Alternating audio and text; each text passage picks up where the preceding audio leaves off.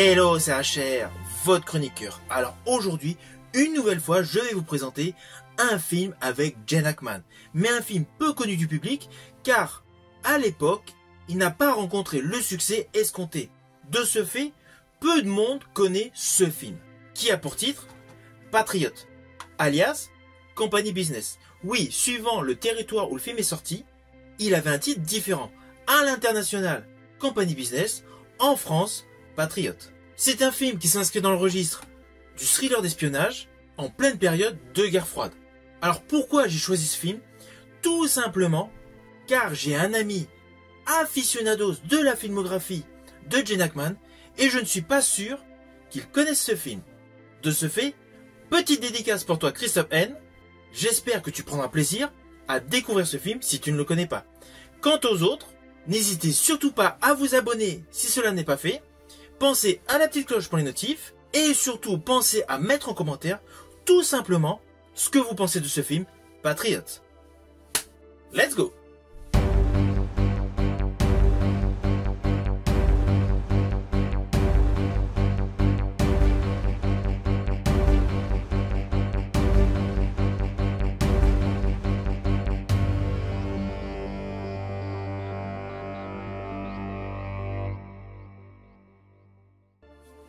Alors tout d'abord sur un côté technique, ce film Patriot a été réalisé par Nicolas Meyer, réalisateur notamment de 2 opus de la saga Star Trek mettant en exergue les aventures du capitaine Kirk, interprété par William Shatner.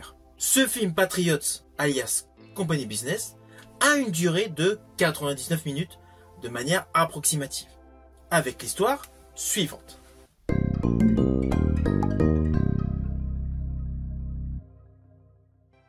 Alors naturellement, je vais vous relater le pitch de manière assez simple. Nous avons un ancien agent de la CIA à la retraite, Sam Boyd, interprété par Gene Hackman, qui est appelé par des pontes de la CIA pour effectuer une mission d'escorte. Il doit raccompagner en Allemagne de l'Est un espion russe, Piotr Grushenko, interprété par Mikhail Baryshnikov.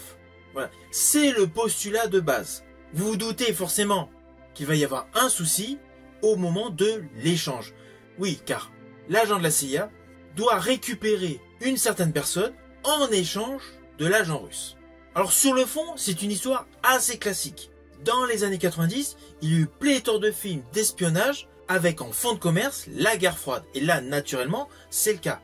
À la différence, c'est qu'au lieu d'avoir les Américains contre les Russes, là nous avons 2 protagonistes principaux qui sont donc Américains et Russes, qui doivent s'associer par rapport à des espions qui ont un véritable double jeu, avec tel une ombre qui plane au-dessus du film de la traîtrise. Ainsi ce film, malgré une histoire assez conventionnelle, a tout un côté innovant.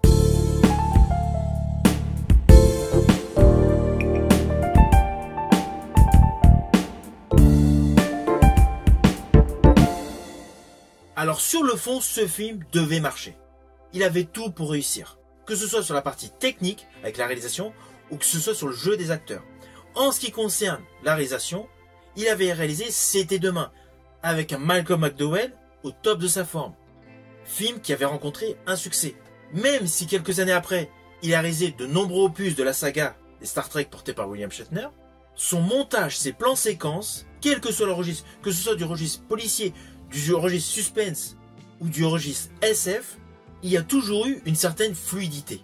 À cela s'ajoute que pour ce film Patriot, il est également scénariste.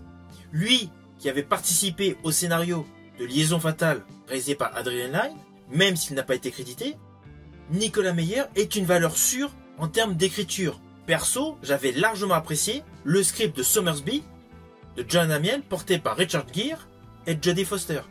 De même que La couleur du mensonge, sorti en 2003. Ainsi, Nicolas Meyer, outre le fait de sa réalisation qui est pas mal, avait en même temps eu le poste de scénariste sur ce film. Et justement, toutes les lignes de script mettent en avant la culture américaine et la culture russe, portées par 2 protagonistes extrêmement convaincants. Pour l'agent de la CIA, nous retrouvons Gene Hackman. Gene Hackman, fidèle à lui-même, toujours impeccable dans ses compositions. Il a un côté légèrement décalé, aficionados de whisky, Il paraît assez décontracté, mais on s'aperçoit assez rapidement qu'il est très professionnel. Face à lui, nous retrouvons le personnage Piotr Grishenko, un espion du KGB, interprété par Mikhail Baryshnikov. Lui, contrairement à Gene Hackman, n'avait pas une grande carrière en tant qu'acteur, car c'était un danseur. Il avait d'ailleurs fui le régime soviétique en passant par le Canada. Il avait d'ailleurs brillé dans le film Soleil de nuit, sorti en 85, qui relatait en quelque sorte son histoire, avec le tube planétaire See You, See Me, interprété par Lionel Richie. Ainsi, la confrontation de la culture américaine portée par Gene Hackman et la culture russe portée par Mikhail Baryshnikov colle parfaitement. Et cela fonctionne à merveille dans ce film. Film qui explore tous les thèmes de l'espionnage. Les alliances inattendues avec naturellement en fond la guerre froide. Et outre le fait de cette confrontation de cultures, il y a de nombreux quiproquos assez truculents. Comme notamment la jeune femme que l'espion russe retrouve. Le personnage, interprété par Gene Hackman, pense dans un premier temps que c'est une maîtresse à l'agent russe. En fait, il s'agit tout simplement de sa fille. Ainsi, tout au long de ce film, il y a un côté très sérieux, une dimension culturelle très importante, naturellement un côté espionnage, un côté thriller, mais avec des touches d'humour. Je rajouterai que ce film restitue pleinement l'ambiance de cette époque subissant une transition géopolitique. Et pour accroître cet effet, une partie du film fut tournée à Paris, à Berlin et à Washington. Ce qui rend d'autant plus réel et efficace l'immersion dans ce film.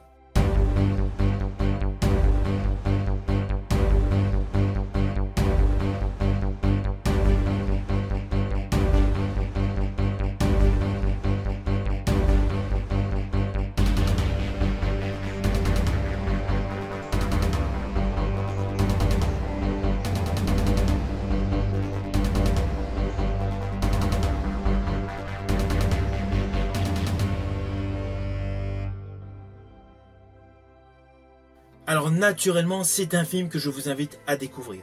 Vous pouvez le découvrir par le biais de YouTube, à la location, sur pas mal de plateformes de streaming, ou tout simplement, comme moi, par le biais de supports physiques via DVD et Blu-ray. Une fois que vous l'aurez vu, et surtout j'espère que je vous ai donné envie de le découvrir, n'hésitez surtout pas à me mettre en commentaire tout simplement ce que vous avez pensé de ce film. Quant à moi, je vous dis à bientôt.